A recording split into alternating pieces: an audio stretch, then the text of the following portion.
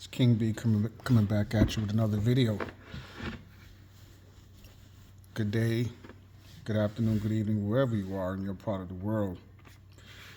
So we got breaking news that happened overnight. In Baltimore, a bridge collapses after being hit by a cargo ship, sending vehicles into the river.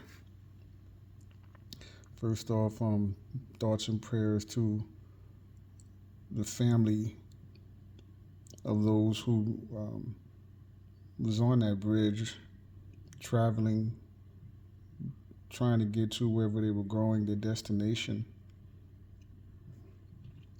But according to the article, a bridge in Baltimore collapsed in the Patapsco River after being hit by a large container ship, sending vehicles and people into the water in what police are treating as a mass casualty incident. U.S. Coast Guard officials said footage posted online indicates the vessel had some mechanical issues just before hitting the bridge. Lights on the vessel can be seen going dark, coming on, then going out again just before the vessel hit the support column.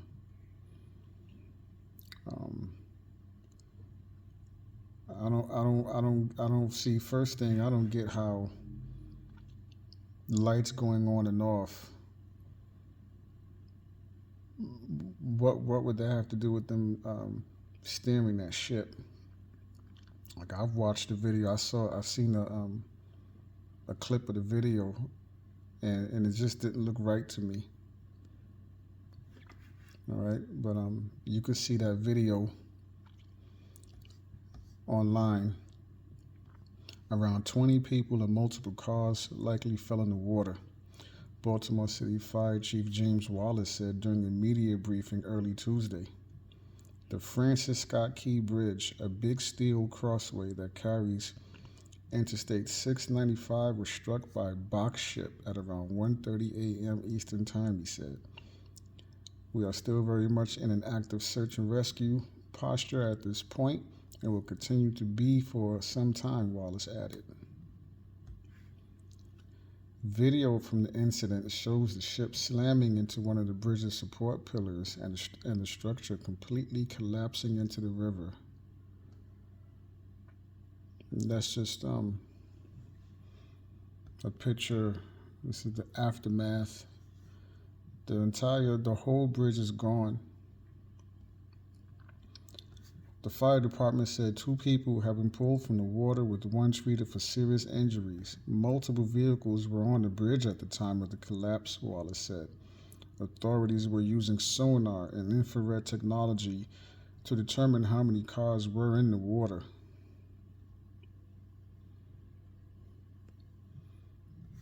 Maryland Governor Wes Moore declared a state of emergency Tuesday morning. We are thankful for the brave men and women who are carrying out efforts to rescue those involved and pray for everyone's safety, he said in a statement. The bridge is the entryway to the Helen Delish Bentley Port of Baltimore, the largest port in the U.S. for specialized cargo like trucks, tractors, and trailers.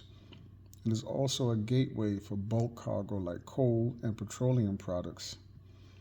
The bridge was last inspected in May of 2021 and received a fair rating, according to federal data reviewed by the Wall Street Journal.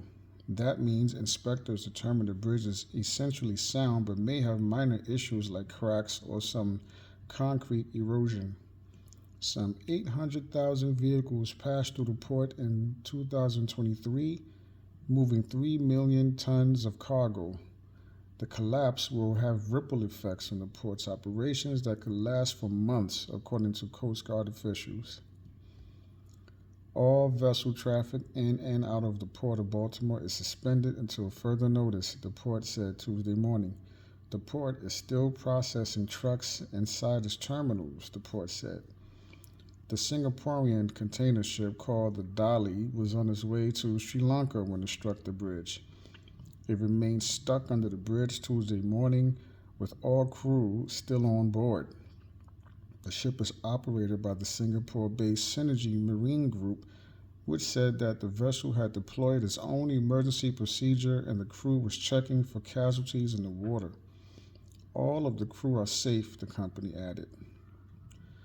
Danish container shipping giant AP Møller Maersk said it had chartered the ship from Synergy. We are horrified by what has happened in Baltimore, and our thoughts are with all of those affected, Maersk said in a statement. We are closely following the investigation. Synergy said 2 pilots were on the bridge to steer the ship through the crossing. Pilots are active or former captains who work at ports and take over ships as they move in and out of ports.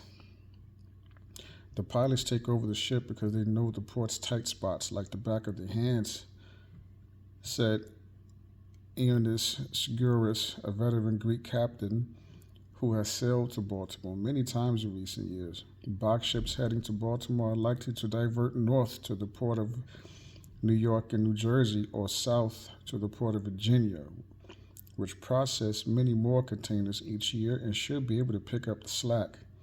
About 21,000 standard 20-foot containers pass in and out of Baltimore each week, said a shipbroker. New York and New Jersey handle more than 10 times that volume.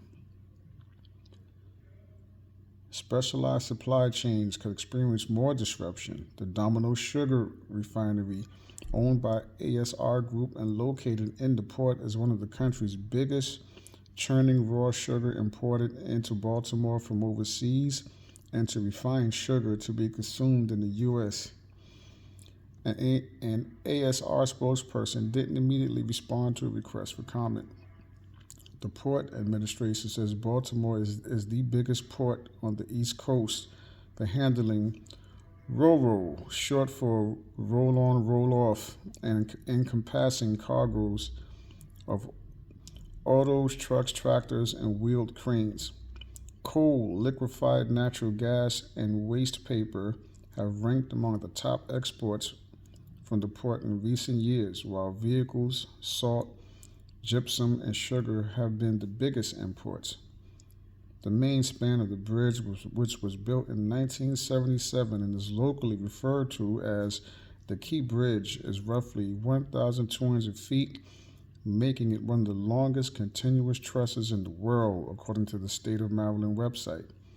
The bridge itself spans a total of 1.6 miles, but the overall structure, including its approaches, covers almost 11 miles. And that's the damage. The whole bridge collapsed. Again, just some thoughts and prayers out to the families of those, for the people who, your loved one traveled along that bridge and may have gone across that bridge during that time. Thoughts and prayers out. They're going to need support. I hope everyone that was on that bridge was pulled to safety. They're calling the mass casualty event. But my thoughts on it is this, too many of us tend to take each other for granted. We get into silly arguments. We get mad at each other for issues that's not even important. And you may run out the house and leave and upset without even saying goodbye or giving each other a hug and saying I love you. We don't think nothing of it. We just want to stay in our anger, being mad at each other. But there's no guarantees that you're going to see that person later on. You're going to see your loved one later on. And you don't realize it until something happens, and the person you love, your family member or whoever,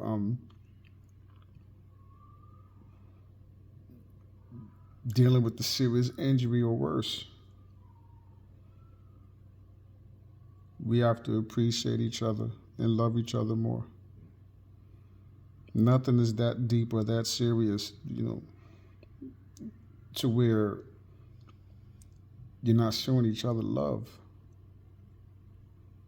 Now, there are cases where, you have to kind of back away and love from a distance in some cases, but